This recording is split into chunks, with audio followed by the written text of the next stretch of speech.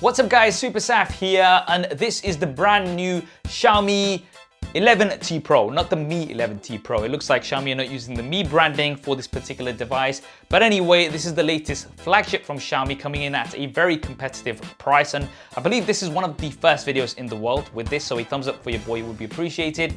Let's go ahead, get it unboxed and see what it has to offer. So the first thing I can see right away is that it says Xiaomi 11T Pro on the side. And it also says with easy access to the Google apps you use most. So it looks like they're making a point here that unlike some other brands, we do have full Google Play support.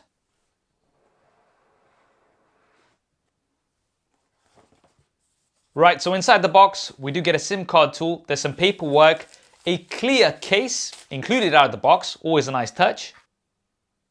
We've then got the 11T Pro, which we'll come back to shortly. There's a USB Type A to USB Type C cable, as well as a pretty large 120 watt charger. Now this is included out of the box, which is definitely considered a bit of a bonus these days, but more importantly, it's 120 watts, which is like what, 5-6 times faster than the typical chargers that we get.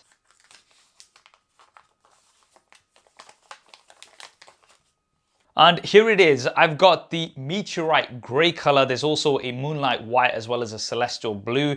This kind of has like a brushed finish, which does look quite nice. It does attract fingerprints pretty quickly, however, because of the glossy finish. Now I'm told this is tempered glass at the back. We've got an aluminium frame, and then we've got Gorilla Glass Victus at the front. Now, as far as I'm aware, there is no official IP water or dust resistant rating. However, having a look at the SIM card tray, there is a rubber ring, which tells me this is somewhat water resistant. I'm personally not going to be testing this on my review unit. Right, now let's take a look at the display. So we've got relatively small bezels. I've seen smaller, and we've got a center punch out. Now this is a 6.67 inch full HD plus AMOLED display, and it does have a 120 Hz refresh rate, making things really smooth. And it also has up to a 480 Hz touch sampling rate, which does make things super responsive. 1000 nits of peak brightness, Dolby Vision support, and it's also got an A+ rating from DisplayMate. So when it comes to the display, it does tick pretty much all the boxes. It's a very, very good display. Now let's take a quick look at the cameras. So there is a 16 megapixel front-facing camera. This only has up to 1080p HD support. We don't have 4K from the front-facing camera.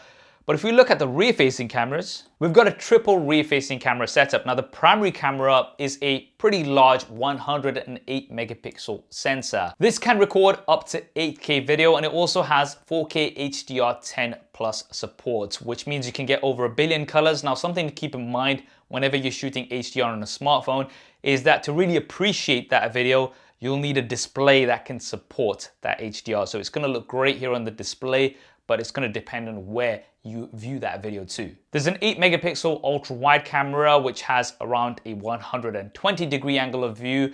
And then there's a 5 megapixels 2x tele-macro camera. So this gives you 2x optical zoom, but it's also got a focus plane of between 3 to 7 centimeters. So this is going to be quite useful for your macro shots. Now this is 5 megapixels, which is not bad. I mean, it could have been 2 megapixels, right? But anyway, it looks like a promising camera setup here. Now, I know a lot of you guys will want to see a SuperSaf style camera comparison, and I also know that I haven't been covering them as much as possible. It's mainly because they take me so long to make. So if there is enough demand for a camera comparison of this, I'll try to get working on one soon. Definitely let me know in the comments below if you'd like to see a camera comparison of this, and also which device you'd like me to compare this against. Now before we continue, if you're enjoying the video so far, don't forget to subscribe and hit that bell icon so you don't miss future videos like this. Right, let's take a look around the smartphone. So on the left hand side, we really don't have anything. On the right hand side, there's the volume buttons as well as the power button, which doubles up as a fingerprint scanner. It's very fast. At the bottom, there is a USB Type C port. There is the SIM card tray. We've got space for 2 nano SIM cards in here. And then we've got one of the 2 stereo speakers. Now you'll see that we do have the Sound by Harman Kardon logo. And the speakers do sound really good. They also get quite loud, and they do support Dolby Atmos. Now I can also notice what I think is an IR blast here at the top as well, which is pretty cool. Right, now internally this is powered by the flagship Qualcomm Snapdragon 888 5G chipset. So you've got 5G supported, and this is super fast and snappy. You've also got 8 or 12 gigabytes of LPDDR5 RAM, as well as either 128 or 256 gigabytes of UFS 3.1 storage. And yeah, in terms of my experience, this has been very, very fast. I don't think you're gonna have any issues when it comes to speed. And for software, this is running Android 11 with MIUI 12.5 on top. Right, now for the battery, this has a dual cell battery which totals 5,000 milliamps. So we've got a pretty large size. The reason why we have dual cells is because of that 120 watt charger.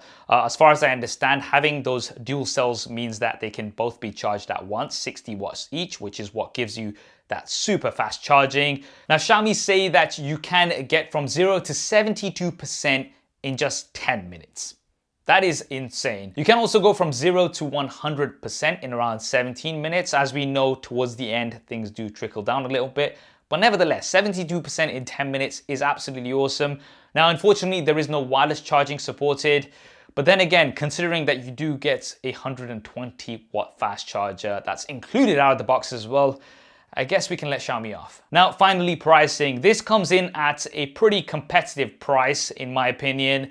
It starts at £599 in the UK. That is for the base 8GB of RAM with 128 gigabytes of storage version. Now, if you do spend £50 more, you can get double the storage, 256 gigabytes. Still with 8 gigs of RAM, I believe the 12 gigabyte of RAM version is going to be for different markets. And this will be available from the 24th of September. What do you guys think of the Xiaomi 11T Pro? Definitely let me know in the comments below. In my opinion, I think for what this is offering for that price, it's definitely quite impressive. And it's going to be very interesting to see what other devices we get in this price segment. Of course, the Samsung Galaxy S21 FE is around the corner as well, so maybe we'll do a comparison with that at some point. I hope you enjoyed this video and found it useful. If you did, then do smash that like button for me. And if you haven't already, then be sure to subscribe and hit that bell icon so you don't miss any future coverage like this. Thanks for watching. This is Saf on SuperSaf TV, and I'll see you next time.